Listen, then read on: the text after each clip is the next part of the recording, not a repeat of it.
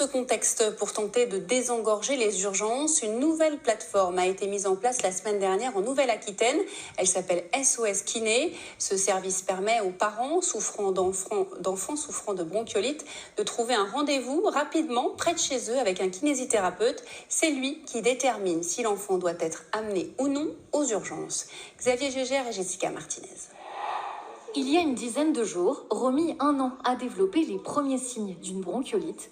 Respiration sifflante, toux, fièvre légère. Inquiète, sa mère est passée par une voie médicale moins orthodoxe qu'à l'accoutumée.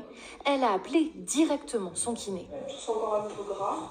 Il nous a dit qu'il faut passer par tel numéro de téléphone, donc on a appelé le numéro et après ça nous a donné 3 professionnels de garde. Ce réseau, c'est celui de SOS Kiné. En Nouvelle-Aquitaine, ils sont 550 kinésithérapeutes à laisser des créneaux libres sur ce site, destinés en priorité aux enfants de moins de 2 ans.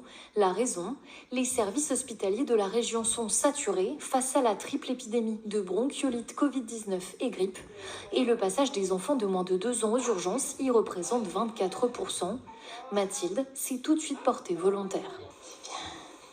J'ai mes mains qui sont posées sur son thorax et j'essaie de l'accompagner pour qu'elle souffle plus fort pour l'aider à remonter les sécrétions. De la kiné respiratoire qui permet de réduire la durée de la maladie.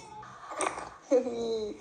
Au début, on fait un bilan, toujours en posant des questions clés aux parents. Et en fonction de ce bilan et de l'auscultation, on va déterminer si le bébé il a effectivement besoin d'une séance de kiné ou si c'est mieux de l'orienter vers les urgences. Pas besoin chez Romy, qui respire convenablement malgré une bronchiolite.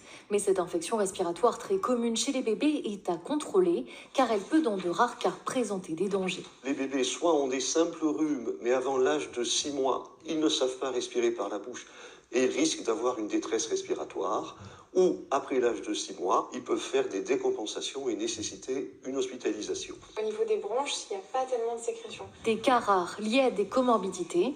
Le réseau SOS Kiné de son côté est disponible en un simple clic et en cas de doute, n'hésitez